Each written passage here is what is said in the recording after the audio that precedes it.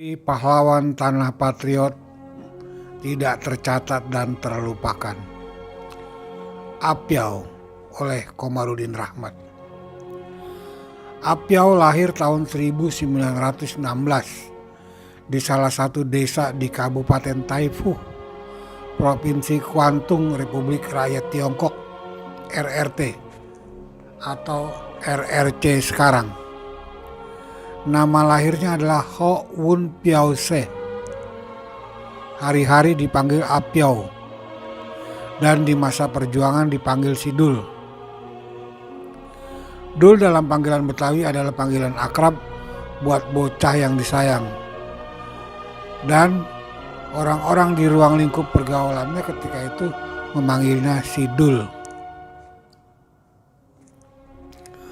Orangnya cekatan, tidak pamrih, apapun yang dilakukannya dengan ketulusan, sehingga Apyau sangat disenangi oleh sesama pejuang Bekasi ketika itu. Tahun 1945, ketika teks proklamasi dibacakan Soekarno-Hatta, usia Apyau adalah 29 tahun.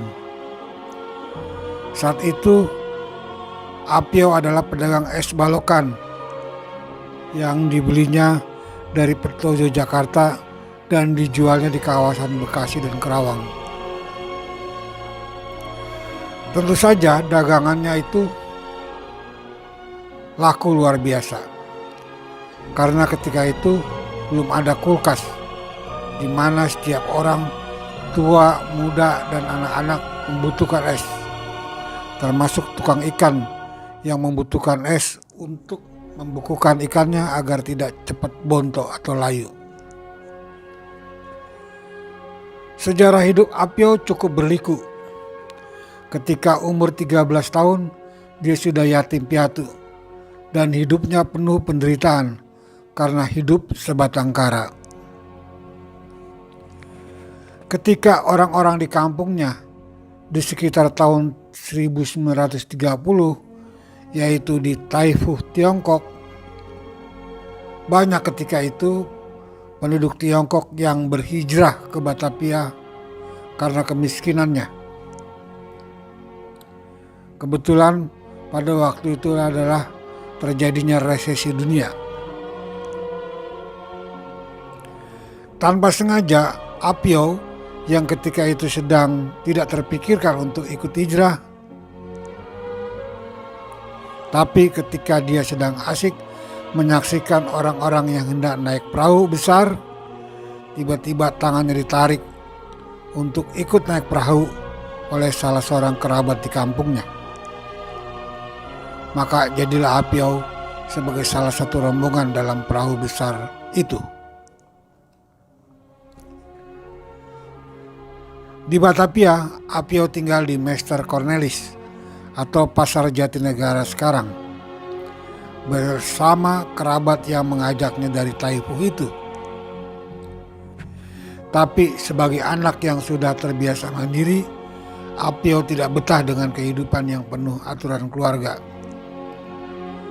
Singkat cerita, dia pun keluar dari keluarga tersebut dan memilih kehidupan liar, bergaul dengan orang-orang di pasar, bahkan para pencopet dan penjahat.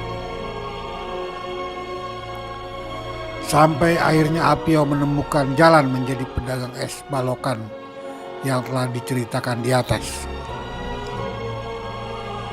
Pendapatannya lumayan, sehingga akhirnya Apyau bisa memiliki mobil truk sendiri. Orang-orang di sepanjang jalan raya Bekasi sampai Kerawang tidak asing dengan Apyau ketika itu dengan truknya, karena setiap hari Apyau menurunkan es balokan bagi yang memerlukannya. Dengan pendapatannya yang lumayan tersebut, Apyau sangat royal membantu para pejuang ketika itu yang sudah mulai terbakar oleh api revolusi. Rumahnya pun dijadikan persinggahan para pejuang yang bebas memasak sendiri apa saja yang diperlukan. Begitulah Apyau, sehingga para pejuang sangat menyenangi dan menyayanginya.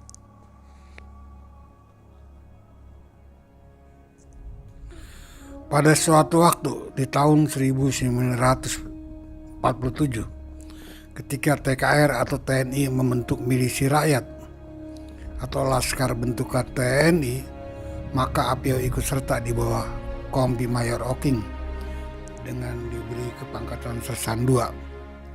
Tugasnya adalah menyediakan logistik dan keperluan